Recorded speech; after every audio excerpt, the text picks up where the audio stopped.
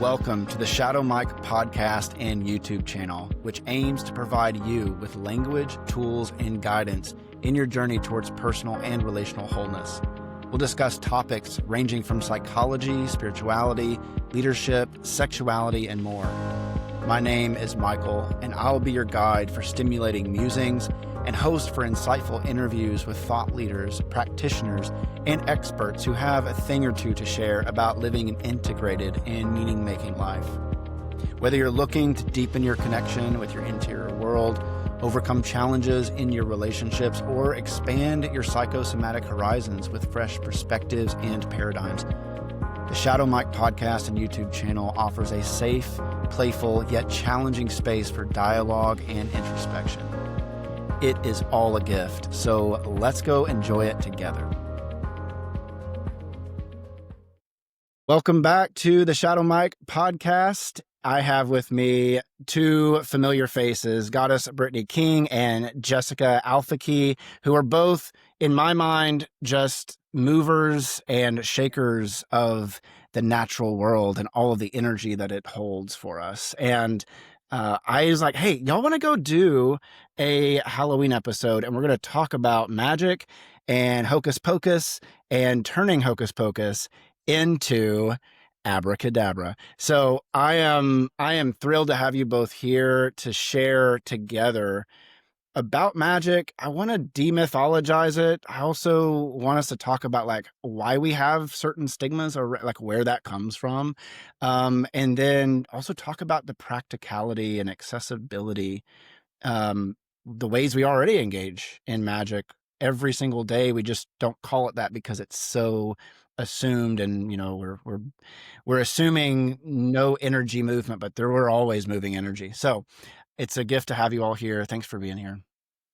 Thank you for having us, Mike. It's so nice to see you representing in your energy and your magic coming through. Oh, thank you. I'm stereotypical kin, or I mean, maybe I'm the brown-headed guy is always the second character. The blonde kid is always the main character in our shows, which is an interesting thing. It's time to reclaim it. It's time to reclaim it. You can be stereotypical Ken. I'm stereotypical Ken with brown hair, and I am the main character. Okay. Yes. All right. Well, as we get started, I would love, perhaps, Britt, if you could kind of just share, we were talking before the show about what you were looking forward to sharing, and I would love for you to kind of give us a frame around the whole conversation around witches and why they're so potent in terms of it, like as an image and a symbol in our culture. Yeah, witches are, gosh, there's so much to say. And this is a topic that just literally lights my socks up. So I'm so happy that we're all here talking about this, because there's so much like stigma and energy around the word witch, and people have a lot of different connotations. In film, there's always like a wicked witch and a good witch, and like the wicked one is in like kind of ugly. The good ones are usually blonde, like all the things. There's all of this iconography and stories all around witches, and what does it mean? Why do people think it's bad? Why do people think it's scary? And why are people afraid of it? And something that I learned recently was how did the word witch become bad? And so there used to be wise women in the community who were working with the land, friends with the plants, who were connected to the spirit realm. And those women would share their gifts with the community, and they were revered in the community. Then with the rise of the Crusades, with the rise of the church, and now an institution that deemed, hey, this is the way that you connect with spirit. It's through us. And there's no need for these other intermediaries. And it literally became like scandalous. And then these women were victimized and, pushed to the edges and fringes of society. And in the Salem witch trials, particularly, it was very much a land grab, because any single woman who could be accused of being a witch, because usually women who are widows or not married but owned land, if you were accused of being a witch, you could lose your property, the family who accused you could actually get your property. You could be killed. And so there was this mass transfer of wealth in deeming, hey, this woman who seems to be connected to her power in a way that we may not understand or that threatens what we're trying to do here. She's dangerous. She's bad. She's wrong. We need to literally and figuratively get rid of her. And it Wow. makes people goes into an us versus them experience where someone goes, oh my gosh, me connected to my gifts or shining my light is dangerous, is wrong. I'm going to be attacked. You know, so many of us have experienced the witch wound, whether you identify as a woman or not, but it's this energy of if I speak my truth or shine too bright, I will be murdered for it. And it causes so much fear and this not belonging. In my own history, I mean, Mike, you've had me on the podcast before, so people may have heard my story, but I grew up in the church and my dad was a minister. And we also grew up in LA. So there was Halloween things. And I remember we had like a paper witch and like ghost and mummy and stuff in our house. And I remember one Halloween, I was like, I want to be a witch. And my dad was like, oh no, we don't do that. And I was just like, oh. And in hindsight, I realized I had this moment of to belong to this family, I can't be that. Oof. I Wow. can't be that. And I didn't even understand the fullness of what it meant to be a witch. I just was like, oh, I want to be a witch. And I felt this, oh, you will not belong by claiming that title. Wow. Okay. I There's so much to explore there. I mean, thank you again for bringing back the old episode too, and just your story and how this is connected. I mean, the Christian worldview, not only from like a sociological plane, but like personally, like we've all been impacted one way or the other, directly or indirectly, with how religion said, hey, that seems to be competing with what we're selling. So we're going to take that and, exclude you, buy you out, so to speak, even if it means killing you. And now take that power back for ourselves and take that power for ourselves. And people have to come to us in order to connect to the power.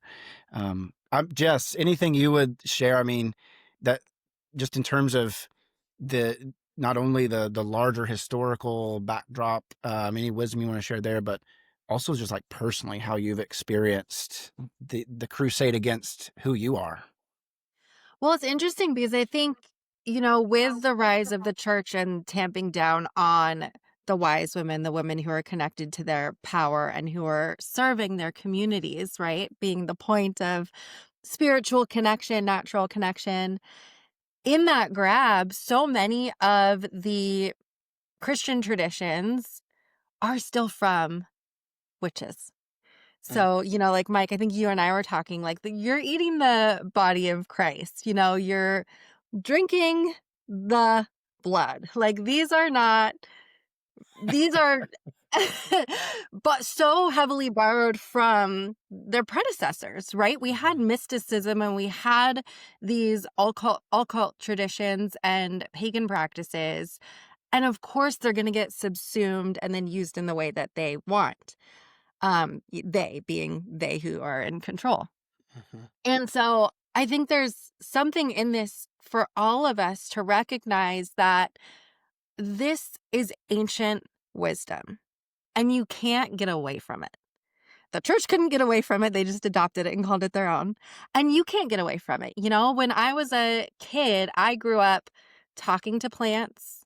I would talk to the flowers before picking them, right? Is nodding her head. I practiced so many things. And before we jumped on the call, Mike, you were noticing the ways in which your kids practice. And I know we'll talk about that. Yeah. But my path into being a witch, being a wise woman, being connected to my natural surroundings and serving people through that knowledge and through that wisdom started when I was 5 years old, 6 years old, creating mind grids for myself to protect myself from nightmares coming in, literally being able to sense animals' dispositions. And oh my gosh, the time I pet a raccoon, my mom was so freaked out and horrified. Oh. But that was so much a part of who I was that I couldn't escape from. And I couldn't if I tried. And so I think part of my call to bring magic back to the land, bring magic back to the people is really about having people remember and Mm, acknowledge that it's always been inside of you and it's mm. never gone anywhere. The church might have reshaped it and repackaged it. Rebrand, I guess would be the right word. But it is always here. And when you're able to tap into that, you draw that power back, right? So women as being the ones who are mainly persecuted. But let's not forget that the men couldn't protect the women. So the men carry a witch wound too, to see your wife, your sister dragged away, your mother.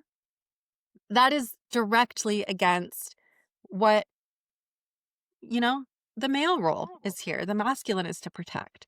And so being able to reclaim that power and being able to reinstill magic and use it not as anyone else dictates, but as an inner resource and as connection to your location, your land, the spirits around you, you're reclaiming all that power throughout history. Love this. And I love where I want to take this conversation is just like the authentic ways that all of us are engaging in magic, and like how even family stories, like family myths, are really rooted in some kind of energetic exchange that's happening. Um, so I'll just share quickly. I don't know. I think I've shared this story with you all, but maybe not. But when I was 4, my mom was pregnant with my sister. So I was excited to have a sibling. And when she was born, she had a hole in her lung, like one of her lungs. And they gave her like a 5% chance of living. Well, the whole time my mom was pregnant, I would sing to her every single night. This was just, I recall doing it once, but it might even be like a memory that, it's a dissociated. So it might be something that I just created after being told the story. But when she was in the hospital, they gave her a 5% chance of living. My parents advocated for me to come in and at least see her, in the NICU. Well, in the NICU, I got to lean over and sing to her. And when I sang to her the next day, she had no hole in her lung. It was like gone. And it became like a story, like it was used in magazines, and it was preached in United Methodist churches because we were United Methodists. And so it became part of the sermon series around on Mother's Day. Well, this became our family's myth. It Mm. became the story of our who we are. We're the family that you heard about in the sermons. We have come, and it became so normalized. It got kind of so concretized that it lost its potency to some degree. And I'm only now rediscovering the power that was like, holy shit, like that was coming out of this body. And so even recently, one of the things that kind of came into me when there's something that I want, or something that is something that feels broken that I want to heal, the words are sing to it, sing to Mm. it. And so this is a story that is at the core of who I am, but it's at the core of like everyone in my family at some level. So I'm curious, like, is it possible that everyone has these stories, these myths in their various forms, that are all centered around the use of energy to shift and change reality, for whatever purposes there are, right? Like positive, perhaps those are the stories that get told.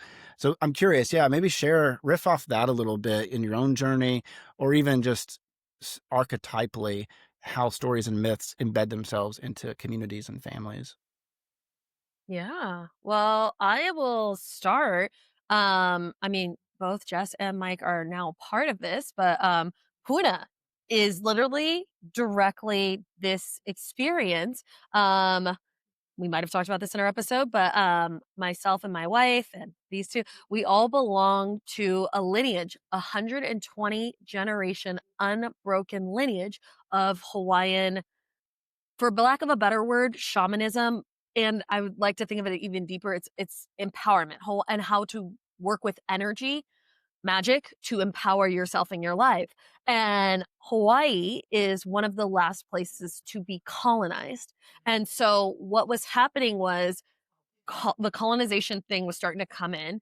Family's magic was going underground. So there was a king whose name escapes me for this moment. So, Ikalomai, please forgive me. I do not have his name in this moment, but the king tasked the kahuna to go to each of the families and write down their wisdom, write down their magic, and put it together in a manuscript. And that manuscript is our lineage. It's mana, it's energy. And just what you're saying, it's like, does every family have this access? It's like, yes, families do. They carry a code, they carry access, they carry wisdom to knowing the energies. And we are blessed to be in a lineage where we have collected several families access points in order to access magic. And I feel like for me, it's like a whole other layer of like when you talk about where's your lineage from, it's who are your people? What is the magic of your people? What is the energy and the frequency that your lineage, that your family holds? Because you guys hold codes, you hold magic. And for so many of us, we've forgotten access to it. Or it gets so normalized and in the lore, it's just like we forget that it was actually a magical thing, a real thing, and not just a tall tale, not just a story. Oh, Yeah, absolutely. I mean, it's inescapable. Like, we are creating our own reality, whether we are being intentional about it or not, right? We know how reality is constructed. It's constructed through your beliefs. You're not seeing the full spectrum of reality. You're choosing. You have about, I think the number that I was told was 40 to 50 bits. The one that our Huna school likes to use is 126 bits of information. And your brain is selectively processing, right? And so the way that we are shaping our realities based on our beliefs, and our beliefs are largely coming from our lineage, from our families. And some of those beliefs carry more weight. And usually the ones that carry more weight are the ones that feel more mystical. So, like, all the little superstitions, my mom would say, like, don't walk around the floor, like cold floor with bare feet, or you're going to get sick. These are these little nuggets of wisdom and of magic where, you come down with a cold. Of course, it's because you're walking bare feet on the cold floor. And so I think this is one of the ways that we can see and recognize that we're swimming in it. And to be able to see it, you have to become the fish out of water to see the water. Yeah. And that the myths that the families are passing down, and that our culture and society and peers, it's the super woman.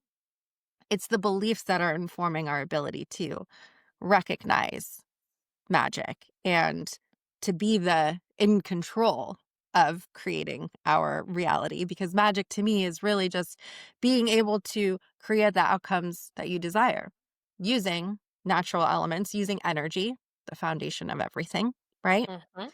And so it's really fun to kind of dig into the stories and see, like, how are these passed down? What am I believing? What have I spent my whole life constructing and then living inside of? Uh, and to me, that is magic, to take that control and to take that agency. I love that you brought in the fact that we create a reality, whether we are intentional or unintentional. I was literally thinking about the connection between how our physical reality will create our illnesses. That idea, because you're like, oh, you walk with bare feet on a cold floor, you'll catch a cold. Also, if you go outside with your hair wet, you'll catch a cold. If you look at someone after Labor Day, you'll catch a cold. I don't know, like all these these ways that, like, you can't wear white after Labor Day because what will happen? Like what's the thing that we can't control? The mysterious energy that will visit us if we do this thing or don't do this thing.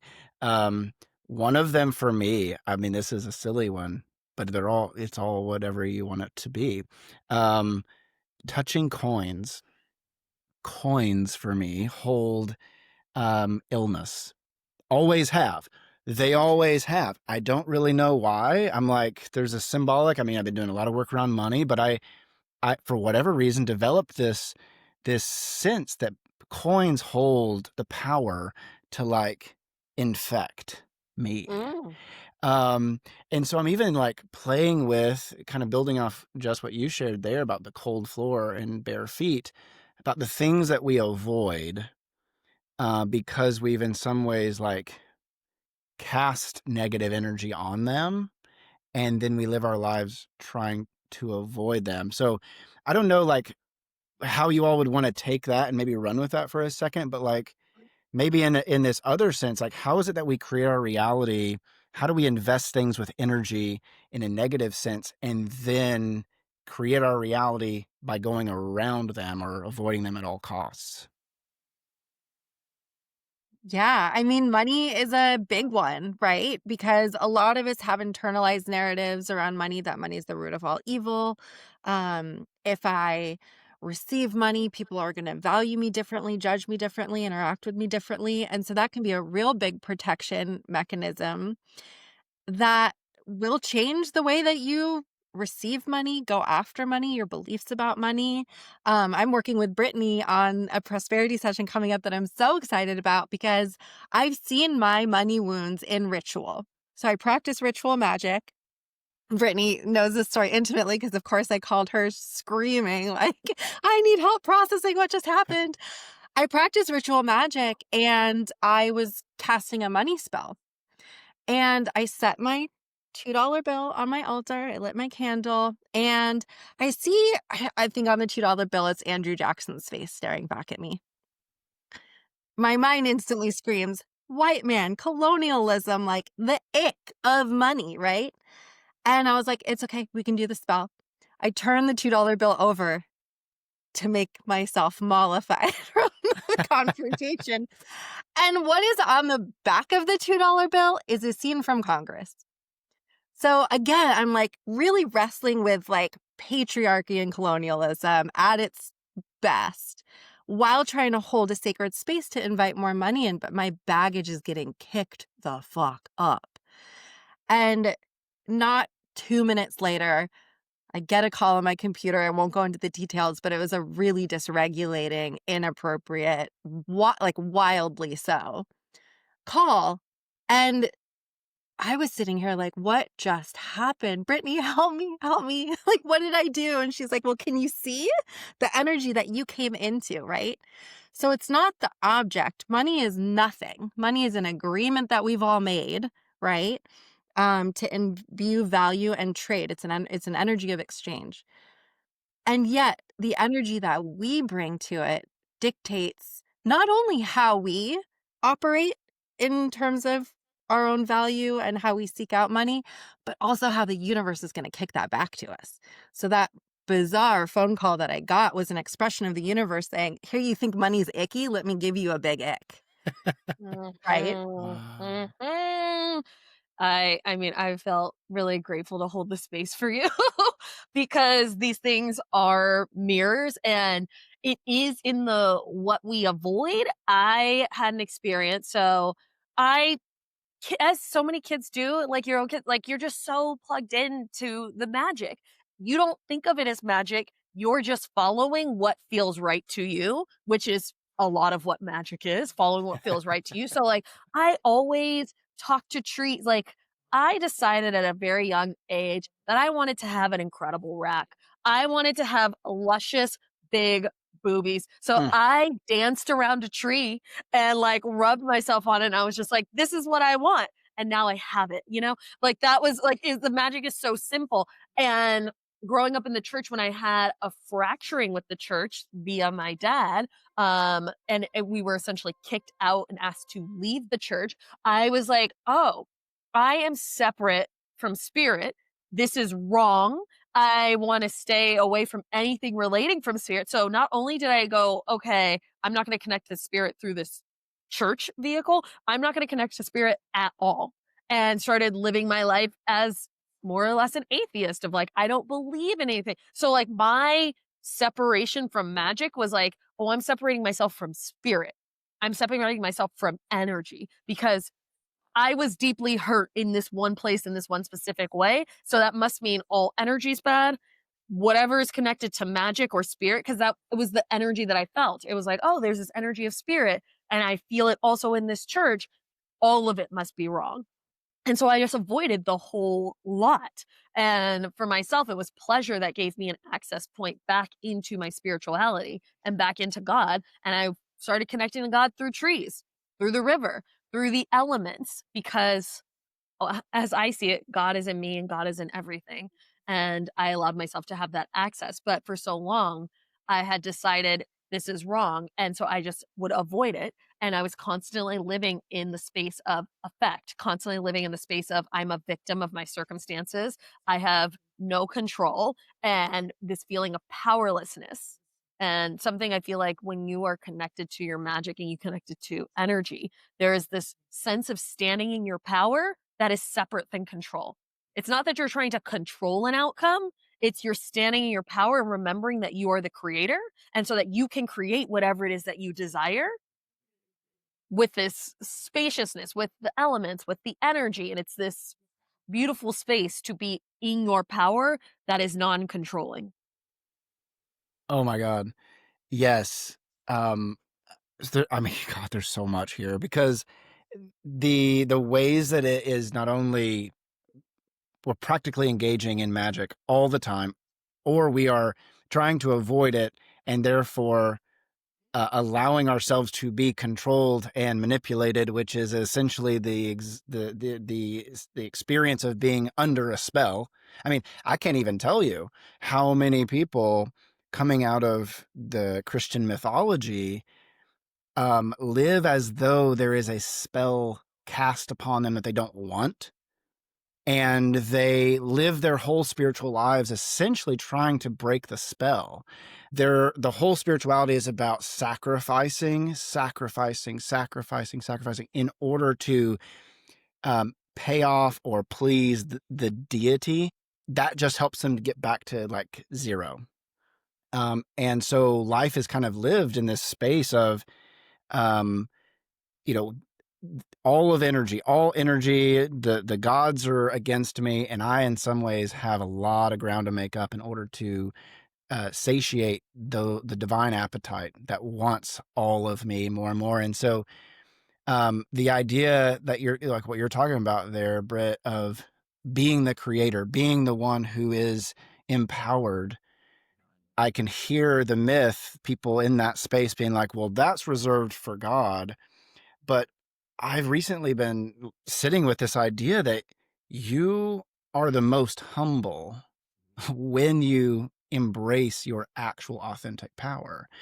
It's actually when you try to lower yourself and subjugate yourself under this divine, disconnected divine energy, that it produces the most pride, in the Christian sin sort of way. Like, I have to now overcome so much. I can't just exist. I actually have to be the God that bridges the gap between me and the divine, rather than just simply living in step with. And I think, was it Jess, maybe at the end of what you said, uh, isn't magic just following, maybe Britt, you said this, but following what you want, like following and like going into what it is that you want. That's what we do as kids. Like, we don't even really think about it. We just go straight into it.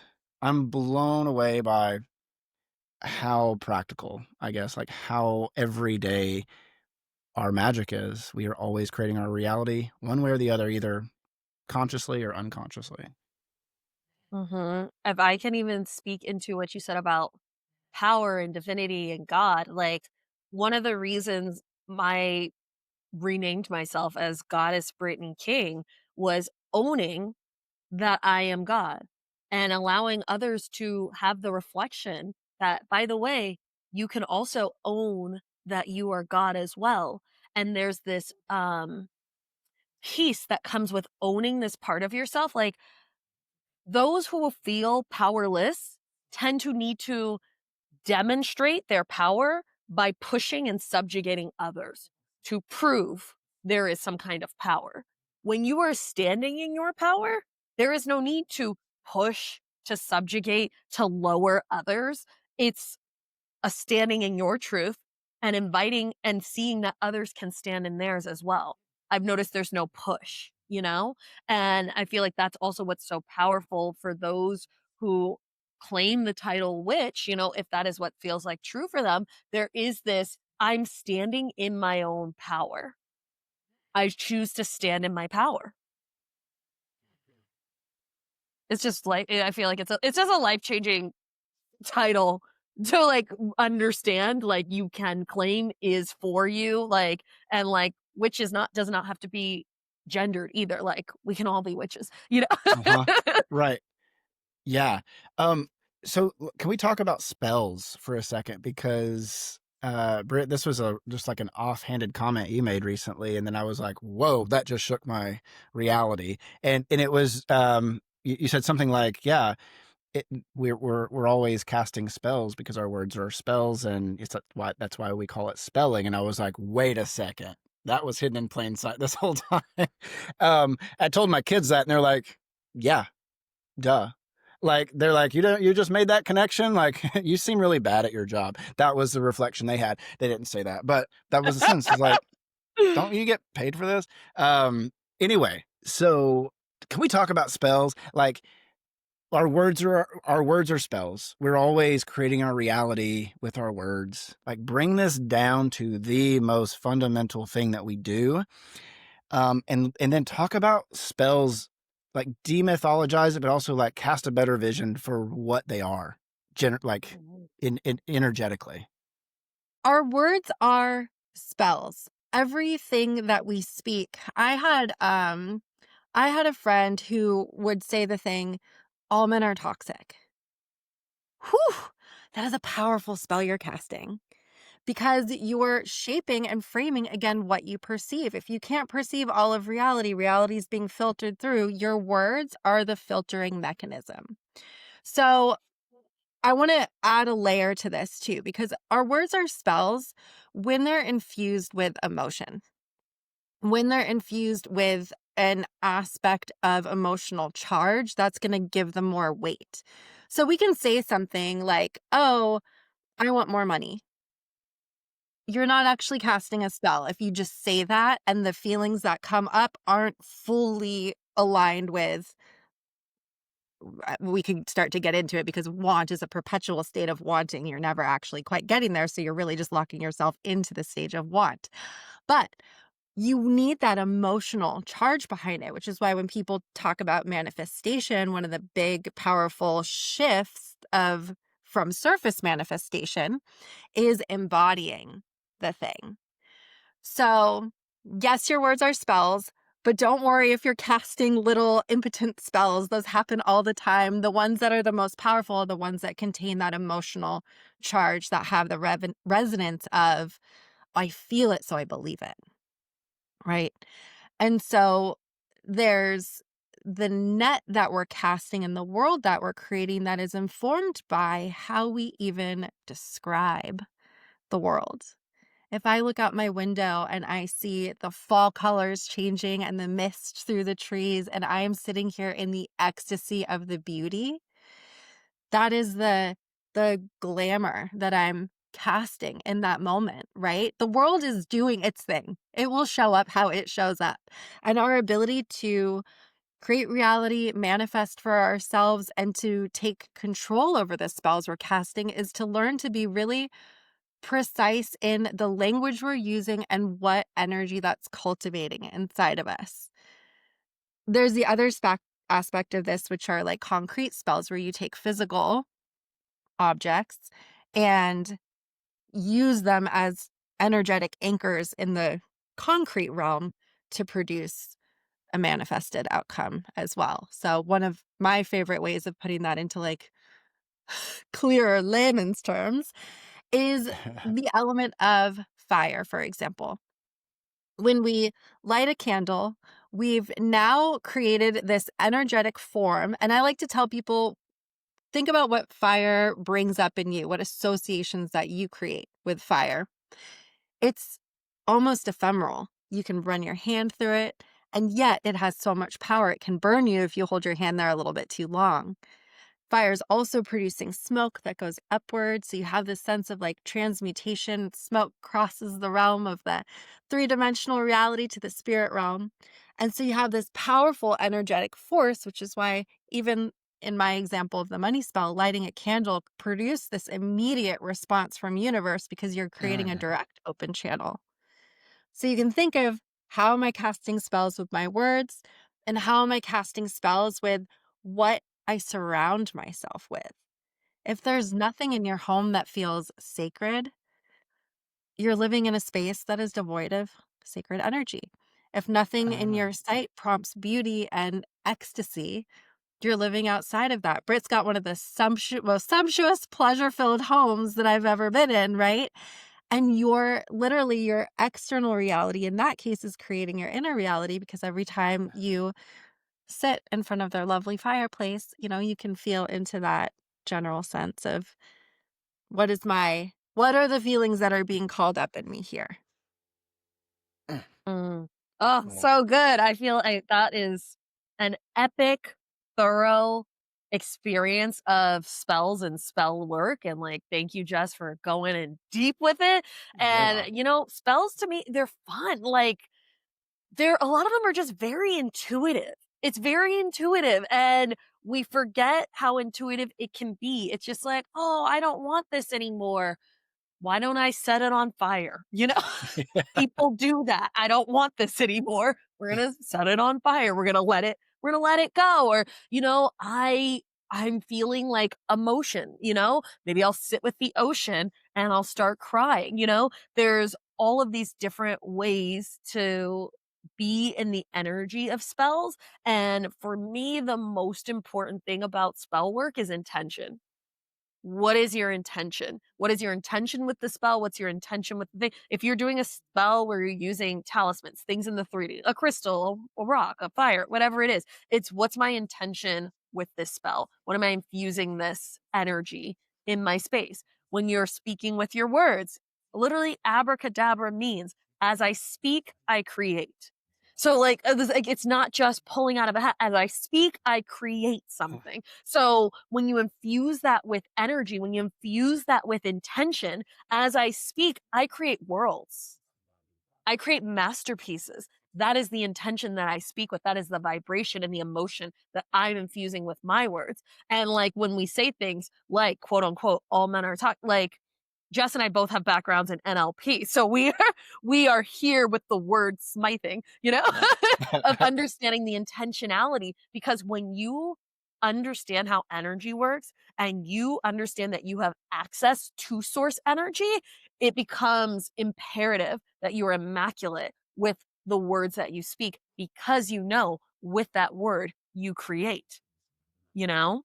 Spelling with the right, you write it down. Like these are all rituals that are seeped in spell work, and sometimes we forget it. Like, is anybody familiar with a cake coming out and candles and you make a wish and you blow? That is a spell, y'all.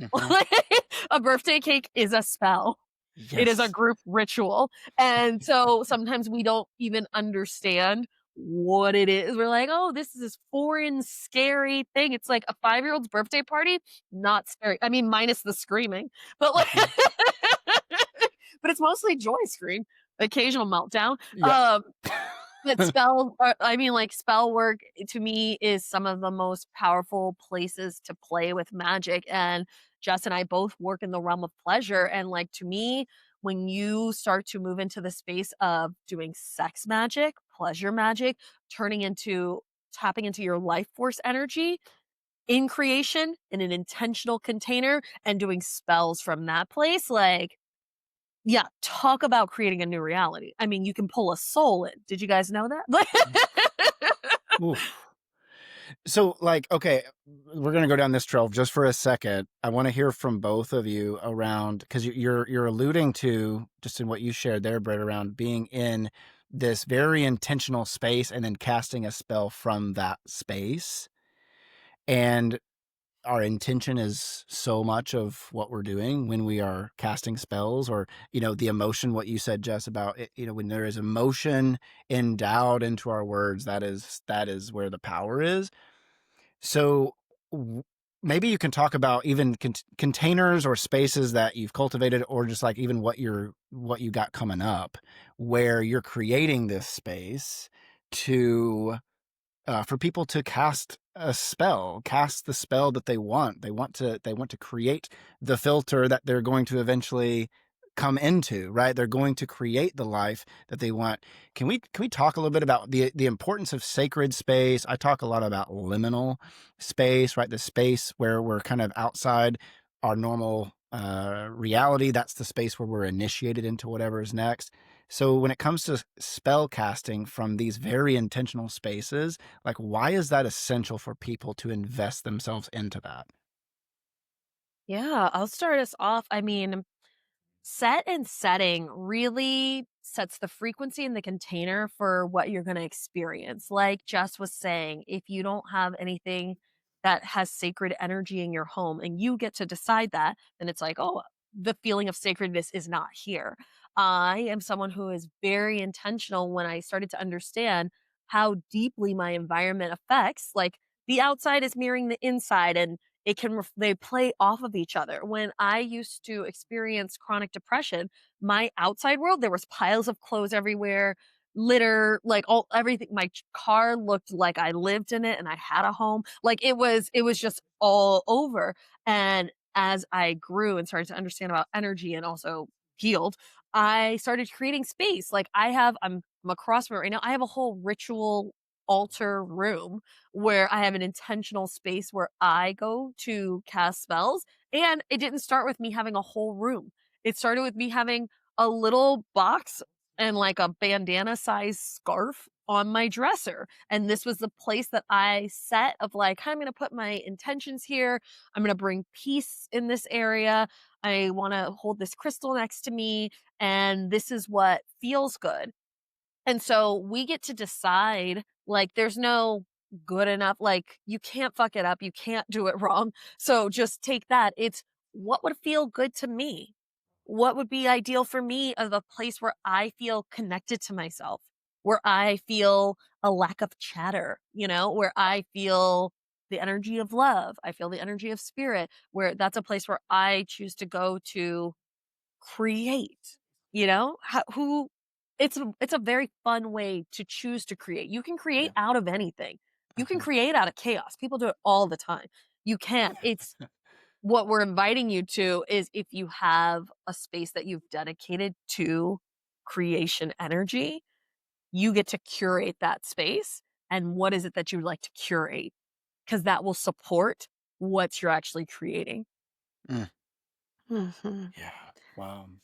I love that. I love that, it feels so accessible, especially when you start with just like an altar cloth and then the pieces that are you're feeling called to invite in and to help hold space for you. And just to play with the accessibility of this, one of my favorite spaces to create is just outside. I just go and I sit at the foot of a mother tree and I will cast my spells there. Another space to create is inside. So some people who practice meditation, or if you have another inward facing skill and you've developed a space inside that feels like it's holding the container where it feels safe, you feel like you can um, access that particular energy that's aligned with your intention.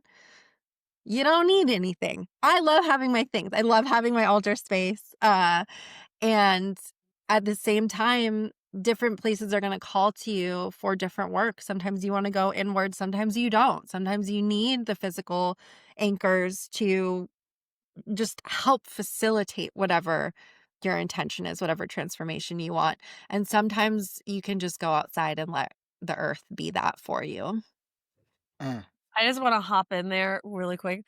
I love that you brought up the earth. Like, nature is all around us, and we live in a sacred temple called Earth. And sometimes it can be so easy to forget that. And I was just like, my wife and I, there's a park up the street from our house. There's a tree who we love, and we call it our manifesting tree. And we go there to intentionally create manifestations. We helped a friend manifest her dream home. We helped another friend manifest her partner. And then on the other side of the park, there's a rock that we love to cry on. We call it our crying rock. And it's a place where we go to let things go. And so we live in a sacred we live in a sacred ceremony temple. So everything is available for you.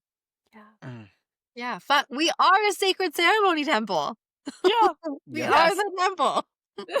I mean, everything you're saying has its equivalent within the official religious undergirding that a lot of us have come out of, right? Like, I've got my Sacred Exchange workshop coming up here in just a couple days. By the time the episode comes out, it'll probably have just passed. But one of these, there's a Bible verse that like every good evangelical knows by heart. It was probably their first tattoo if they got one, and it's Jeremiah 29:11, and it says something to the effect of, I know the plans I have for you, plans to prosper you and not to harm you, to give you a future and a hope. And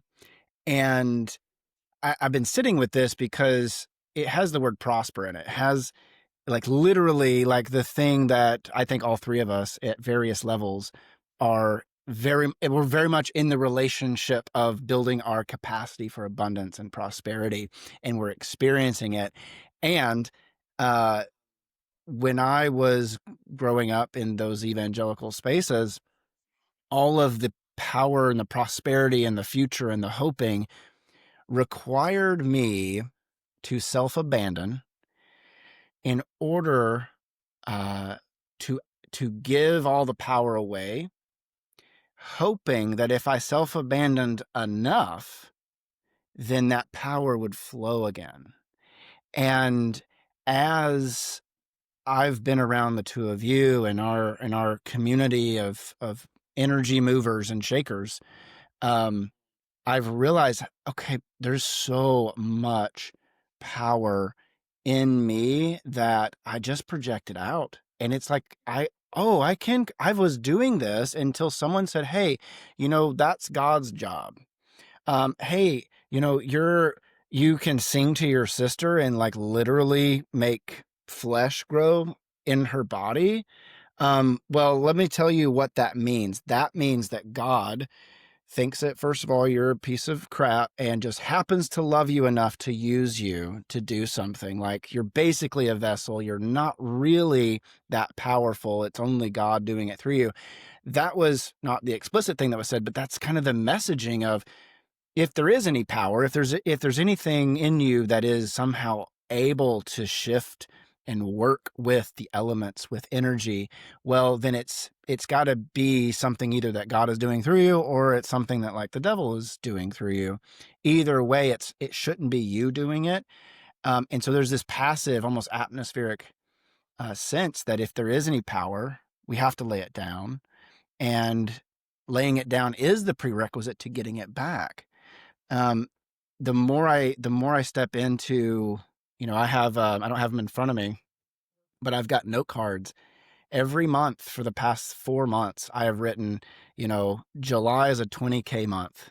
What's the month after July? September? August. There it is. August is a 20K month. September is a 20K month.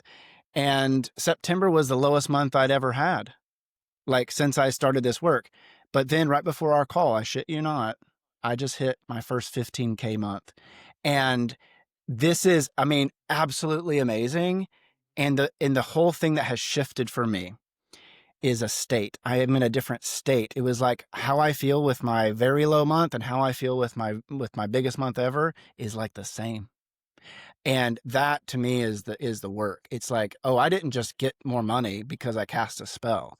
If I actually feel like a different person because of how I've stepped into the energy and the power. Like I was not the person that could have 15K and be okay with that, 6 months ago. I have changed how I can receive. So I'm just, I'm blown away by the power of taking our power not taking it back. It was always ours, like really owning it and then moving it to shape our reality. I feel like you are absolutely right that it is always ours, and we get caught up in the illusion that it doesn't belong to us, and that's a lie. Like the illusion of scarcity, the illusion. There's these illusions that are floating out, and they keep us separate from our power, and they don't have to. When we are fortunate enough to be in the spaces where we are with the others who can remind us of the truth. And, all three of us are powerful space holders who do that work, who hold that vibration of like, you're more than that illusion, you're more than that belief, you're more than that thought. And I am here to hold the space to help you remember who the fuck you are. Like, that is the space that we hold, and that's also the medicine we're all in with each other as well. Like we all hold space for each other to remember who the fuck we actually are. And I will say, like, it's not for everyone, because what you experienced in your story, Mike, you have to take responsibility for that level of power. To be able to heal another person, to be able to heal yourself, to be able to I actually don't love the word healing. I prefer that we're just making magic, Yeah. because it's way more fun than healing.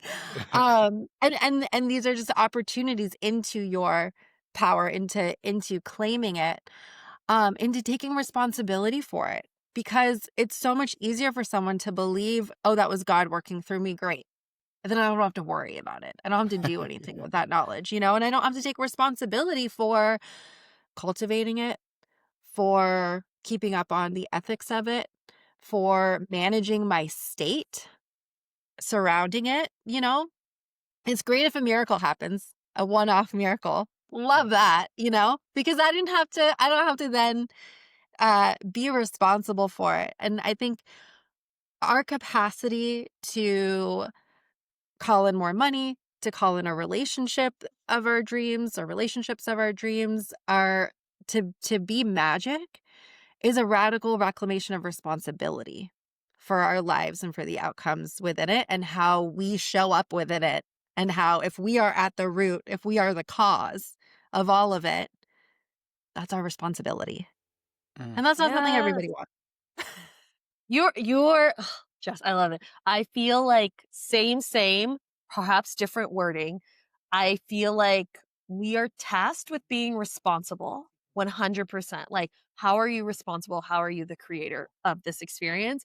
And I also feel like it's a co-creation with spirit.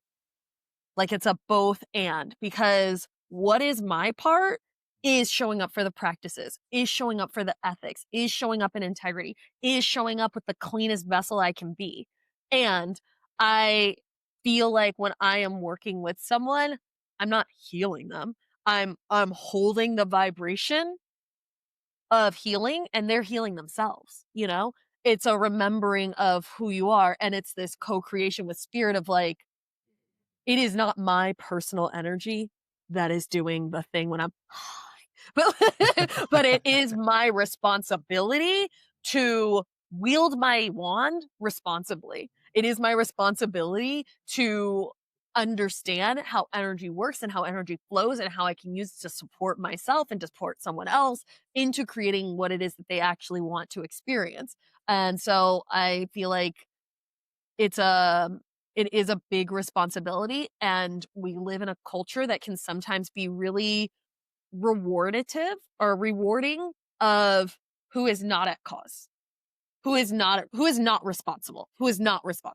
And so if you grew up through all of life being like, hey, the worst thing to do is be at cause, is to be responsible for creation, you will fight for that victim role. You will fight for your limitations and be like, no, that's too much for me. And I feel like what Mike shared in his story, or what I took from it, was this radical embodiment of, I am responsible, and I am responsible for becoming the person who can actually receive what I actually want, because I know I'm worthy. I know I deserve it. And I know that I am capable, that this is me. This is part of my story. Mm.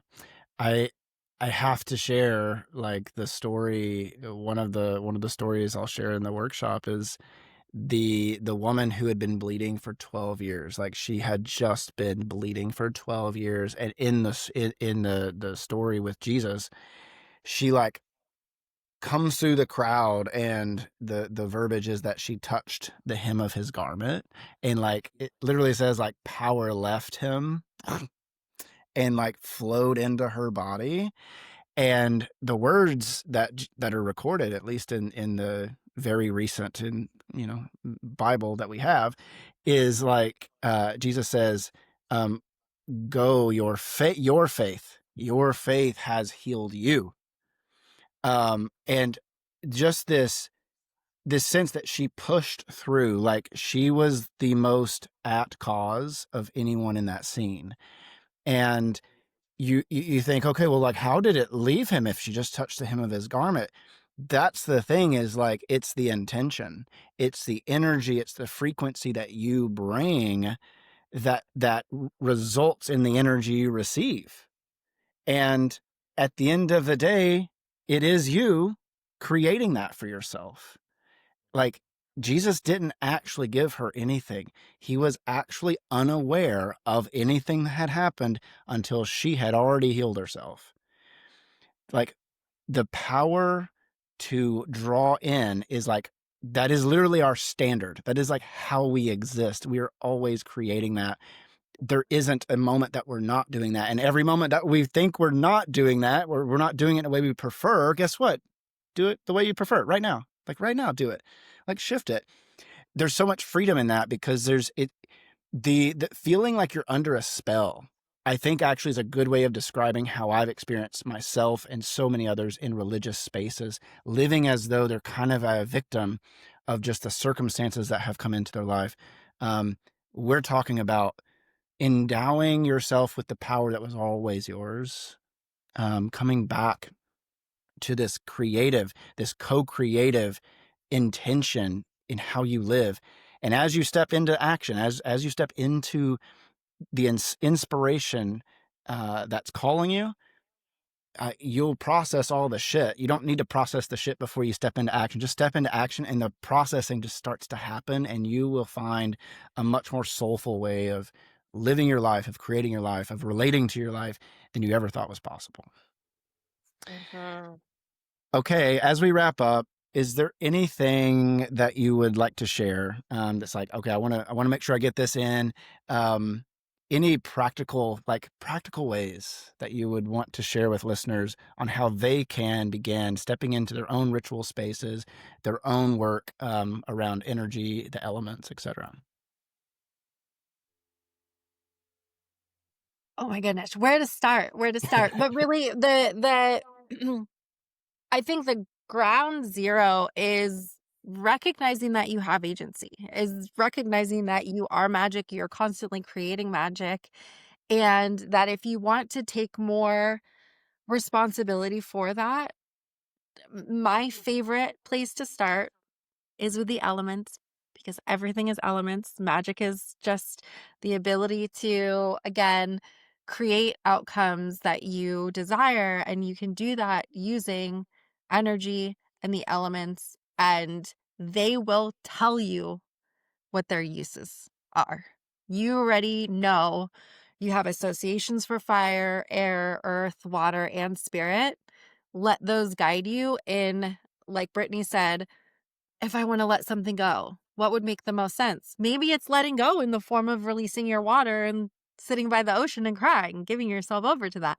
And maybe it is, lighting a piece of paper where you've written your limitation and letting that transmute, send it up to spirit, let spirit take care of that, right?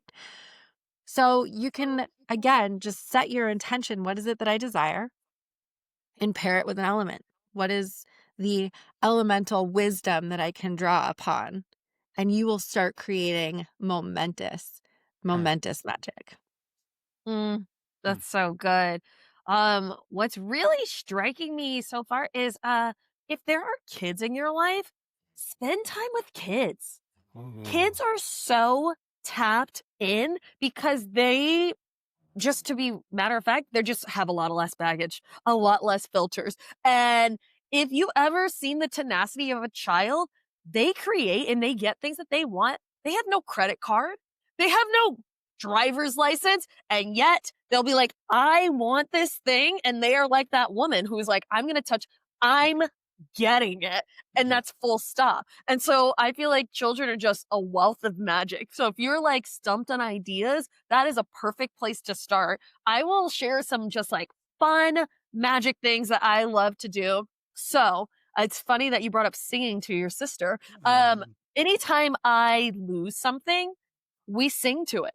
We sing to it and it comes back. So we discovered if you sing to something, it will come back. And our best friend was at Disneyland and she calls me and my wife in a panic. And she's like, oh my God, I'm at Disneyland and I forgot my wallet in the bathroom and it's not there. I lost my wallet. And it was like, she's the mom. It was the wallet that had all the money, all the cat, like all of the things in this wallet. And we're like, okay, you gotta have to sing to it. You know, you sing with your heart's fire. And she was like, sing to it. We're like, yes, you're gonna have to sing to your wallet. And so she sang, the kids are singing. Her husband's like, I'm just not sure if this is working. She's like, no doubts. We're all going to sing. And she's like, we're just going to enjoy the day. We're going to keep singing to it.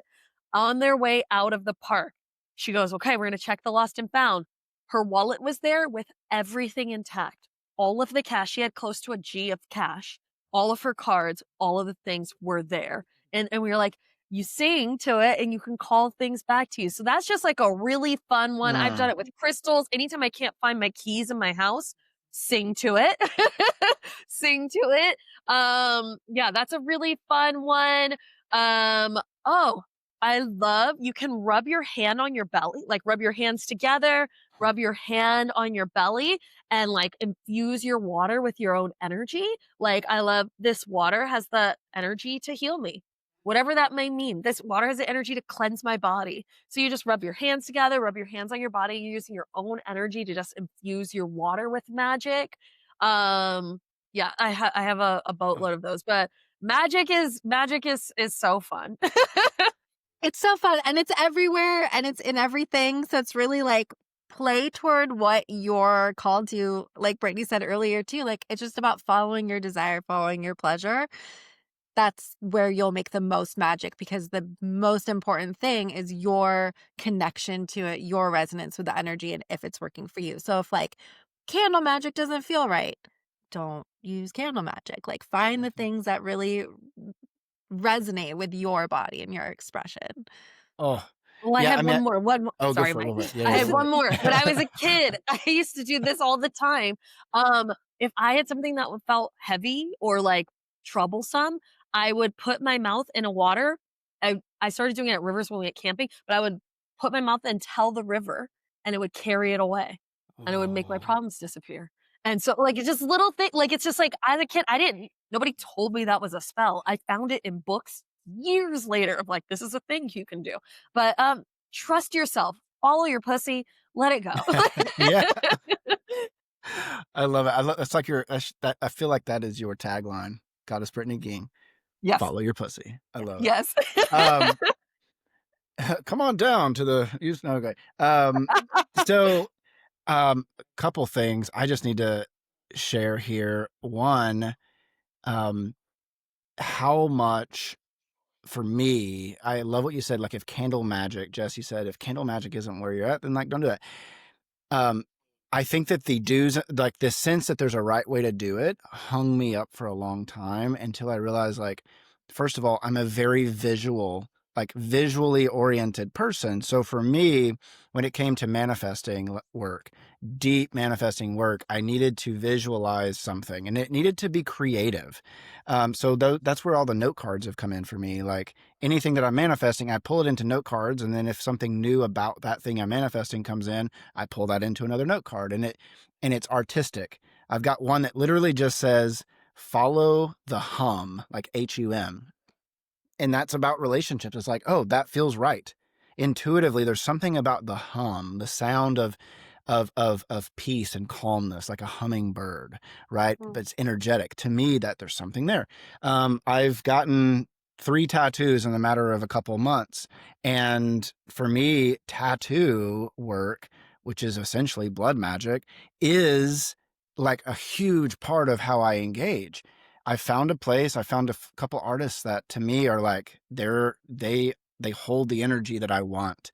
And so my daughter, to bring in, like, she intuitively created this. I don't know if you can see it. She Oh, intuitively, it's my Oh, Scorpio, that's and that's my beautiful. yes. pendulum. That's the pendulum that you gave Oh, me, wow. Britt. Um, Incredible. so she drew this, and then I took it to the artist, and like he kind of made some adjustments and added the pendulum at the end. And to me, like, this is infused with not only Bina's creativity and like her ability to create. Like, I saw it when I showed her it, she was like lit up with like, I had the power to create something that my dad like permanently put onto his body. And then to like go to that ritual space and like undergo some pain and get something put into me that I now look at and I feel stronger, I feel powerful, I feel like it's visually oriented, not just in, you know, in my memories. To me, it is so intuitive. It really requires experimentation, though. Step into the uncomfort, feel what feels right. If it doesn't feel right, try something else, but try something.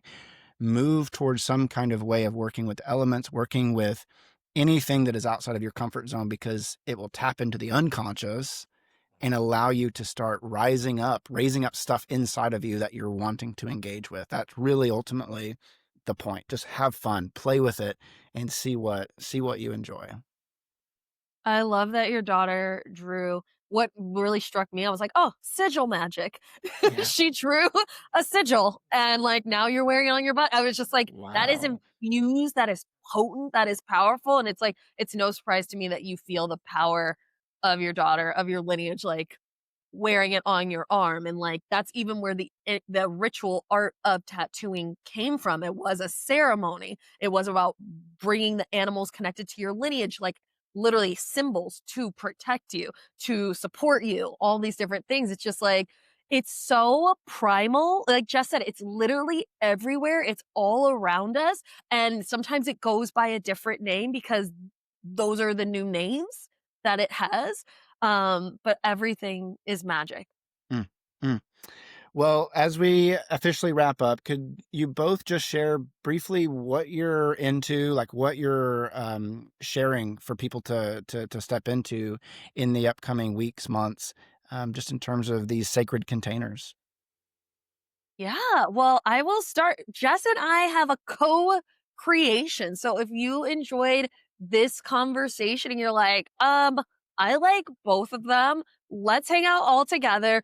Jess and I have a 1-day retreat just outside of Portland called Passion Ignited. It is Saturday, November 8th, and it is a day Jess is going to be teaching elemental magic, and we're on beautiful sacred land. There's a labyrinth, there's a pond, there's fire pits, there's incredible trees. So you actually get to connect with the elements. And I'm teaching pleasure magic, how you start to tap into that life force energy. Again, it's going to be an incredible day with high vibration food. I believe we have maybe 3 spots left, and it's literally a steal at 111. Like, Oh, yes.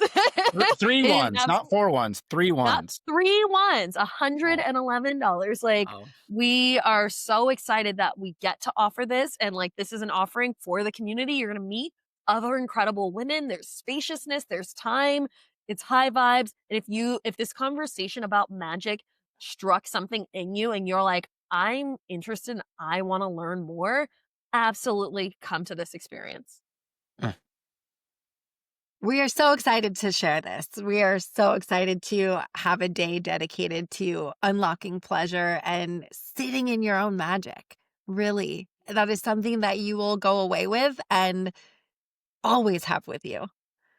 uh, Always have with you. Thank you, Brittany. I would like to invite anyone who's interested into I have a community called the Conservatory of Magic where we go deep on elemental magic, unlocking your power.